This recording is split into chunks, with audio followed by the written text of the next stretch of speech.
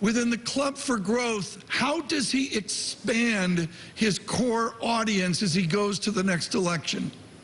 I think the key to that is economic performance. And as long as you're seeing growth in the economy, job security or job creation continuing, I think he'll see him go beyond that core group of very hardcore conservatives to more independent, really people living in the suburbs that didn't support Republicans in the last election, but they're going to look and say, hey, we've got a choice between continued prosperity and pretty radical positions being developed by the Democrats. You saw that come out of their debate.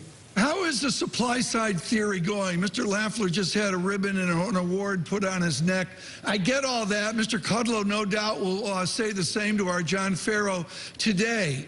But I don't see where the growthiness is coming after debt expansion. Is it out there?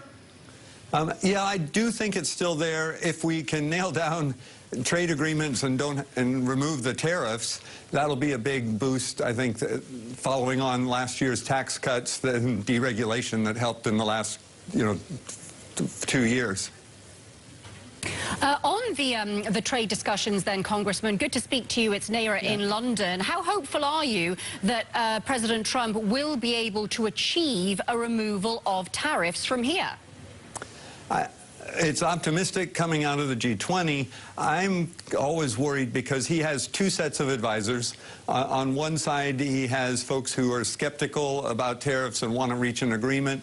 And on the other side, he's got his trade people who really like high tariffs and I think feed him information that says, oh, you don't have a good enough deal yet with the Chinese. The president's always stated, in the end, we want to get to a 0-0 tariff. I want better trade agreements.